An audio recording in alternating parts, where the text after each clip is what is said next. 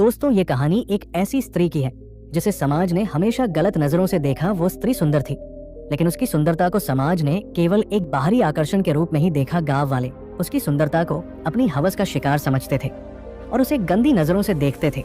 समाज ने उसकी सुंदरता को उसके चरित्र का पैमाना मान लिया था और उसे हमेशा ताने और अवमानना का सामना करना पड़ा। हर रोज वो समाज के उन कटु और कठोर शब्दों को सहन करती थी। समाज का ये दृष्टिकोण उसके लिए एक कठिन चुनौती बन चुका था और इस स्थिति में वो हर दिन संघर्ष करती थी। दोस्तों, आइए सुनते हैं इस महिला के जीवन की कहानी, जिसको समाज ने एक अलग नजरिए से देखा। बहुत समय पहले की बात है। एक शांत और निर्बाध जीवन जीने वाला संत अपने सत्य की खोज में गांव-गांव भ्रमण करता था। वो संत न केवल अपनी साधना के लिए प्रसिद्ध थे, बल्कि उन्होंने जीवन की गहरी और शाश्वत सच्चाई को जानने के लिए सब कुछ छोड़ दिया था।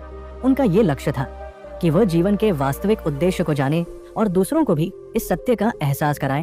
वह गांव-गांव जाते, वहां के लोगों से भिक्षा लेते और साथ ही उनका मार्गदर्शन भी करते थे। उनका जीवन सरल था और वे हमेशा दूसरों के भले के बारे में सोचते थे। उनकी उपस्थिति में एक शांति और संतुलन था जो लोगों को अपनी तरफ आकर्षित करता था। एक दिन उस संत ने एक छोटे से गांव का रुख किया। ये गांव सुंदर था, लेकिन यहाँ के लोग कई तरह की मान्यताओं और पूर्वाग्रहों से ग्रस्त थे। गांव में एक महिला थी जो अपनी सुंदरता के लिए जानी जाती थी, लेकिन वो सुंदरता केवल बाहरी थी और समाज ने उसे उसकी सुंदरता के कारण हमेशा ही भिन्न दृष्टिकोण से देखा था। वो स्त्री अकेले रहती थी क्योंकि उसका पति उसे छोड़कर चला गया था। वजह से गांव वाले उसे चरित्रहीन मानते थे और उसकी निंदा करते थे। एक दिन वो स्त्री जब संत से मिली तो उसकी आंखों में कई सवाल थे। संत की शांति और उनके तेजस्वी व्यक्तित्व को देखकर वो स्त्री उनसे प्रभावित हो गई। उसने संत से कहा, महात्मा जी, आप बहुत सुंदर हैं। इस संसार में आपकी सुंदरता के कारण आपका जीवन बहुत अच्छा हो सकता था। आप गृहस्थ जीवन जी सकते थे, लेकिन आपने संत बनने का निर्णय क्यों लिया? संत मुस्कुराए और कुछ समय तक चुप रहे। फिर उन्होंने जवाब दिया, इस शरीर की सुंदरता तो अस्थायी है बहन, समय के साथ ये शरीर बूढ़ा हो जाएगा और इसके आकर्षण का कोई मूल्य नहीं रहेगा। मैं एक ऐसी सच्चाई की खोज में निकला हूँ जो शाश्वत हो, जो हमेशा बनी रहे। इस संसार में कुछ भी स्थायी नहीं है, लेकिन जो भीतर की सुंदरता है वो शाश्वत है। ये सुनकर वो स्त्री बहुत प्रभावित हुई और उसने संत से निवेदन किया, महात्मा जी, मैं आपसे और अधिक जानना चाहती हूँ।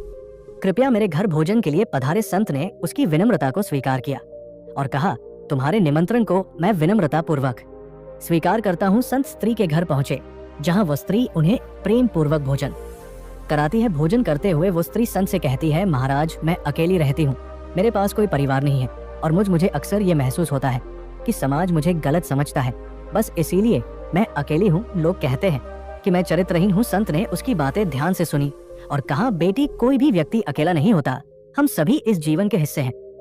लेकिन समाज में ये धारणा बन गई है कि स्त्री केवल एक रूप या रूप रंग से पहचानी जाती है। असल में हर इंसान की असली पहचान उसके कर्मों और उसकी मानसिकता से होती है।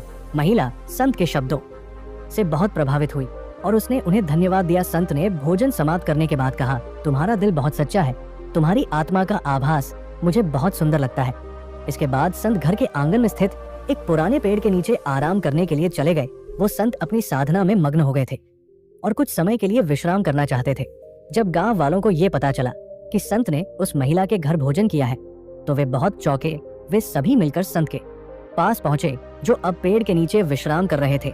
कुछ गांव वाले गुस्से में थे और कुछ हैरान थे। उनमें से एक व्यक्ति ने कहा, महाराज, आप उस स्त्री के घर भोजन करने क्यों गए? वो तो बहुत चरित्रहीन है। हम सब जानते हैं कि उसकी छवि खराब है। आप जैसे संत को उसकी संगति से बचना चाहिए था। संत ने सबकी बातें सुनी, लेकिन बिना किसी हड़बड़ी के एक व्यक्ति को पास बुलाया और उसका हाथ पकड़ लिया। फिर उन्होंने उस आदमी से कहा, तुम एक हाथ से ताली बजा दिखाओ। वो आदमी चौंका और बोला, महाराज, ये कैसे हो सकता है? एक हाथ से ताली नहीं बज सकती। संत ने उत्तर दिया, देखो, यही बात है। अगर हम केवल एक पक्ष को देखेंगे तो हम कभी भी सही निर्णय पर नहीं पहुंच सकते। अगर गांव में पुरुष अपने कर्तव्यों को ठीक निभाएंगे तो स्त्री कभी गलत नहीं हो सकती। अगर समाज के पुरुष सही नहीं हैं, तो क्या एक स्त्री अपनी गरिमा और सम्मान को बनाए रख सकती है? दोनों पक्षों की जिम्मेदारी होती है, इसलिए किसी स्त्री को केवल उसके रूप और स्थिति से आंकना गलत है। संत ने फिर गांव वालों को समझाया, समाज को ये समझना होगा कि स्त्री या पुरुष का मूल्य उनके कर्मों से होता है, न कि उनके लिंग या रूप से। जब तक हम समाज में हर व्यक्ति को समान अधिकार और सम्मान नहीं देंगे, तब तक हम असल परिवर्तन नहीं ला सकते। संत की बातों ने गांव वालों के दिलों में एक नई सोच की शुरुआत की। अब वे समझने लगे थे कि किसी भी स्त्री को दोषी ठहराना सही नहीं है। अगर समाज का हर सदस्य अपनी जिम्मेदारी समझे और निष्कलंक जीवन जीने की कोशिश करे तो समाज में बदलाव आ सकता है। महिला का पुनर्निर्माण शुरू हुआ और गांव वालों ने उसे फिर से सम्मान देना शुरू किया। गांव में संत की शिक्षा के बाद एक सशक्त बदलाव आया। अब लोग अपनी सोच में बदलाव लाने लगे थे और हर किसी को समान अधिकार देने लगे थे। उन्होंने ये महसूस किया कि अगर स्त्री और पुरुष दोनों एक दूसरे के साथ समान रूप से व्यवहार करें तो समाज में संतुलन और शांति बनी रह सकती है। संत ने अपना मार्ग जारी रखते हुए उस गांव को छोड़ दिया, लेकिन उनकी शिक्षा हमेशा के लिए वहां के लोगों के दिलों में बस गई। दोस्तों, इस कहानी से हमें ये सीखने को मिलता है कि किसी भी व्यक्ति का मूल्य उसकी बाहरी सुंदरता से नहीं बल्कि उसके कर्मों, विचारों और उसकी आत्मा की शुद्धता से होता है।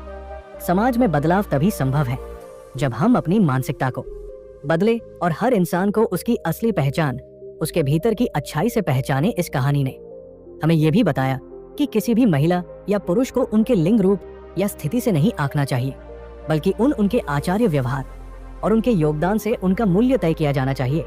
तो दोस्तों, अगर एक कहानी आपको पसंद आई हो तो हमारे स्काई फोकस चैनल को सब्सक्राइब करें और बेल आइकन को दबाना ना भूलें ताकि हर आपको नई वीडियो सबसे पहले मिल सके। फिर मिलते हैं अगले वीडियो में, तब तक के लिए धन्यवाद।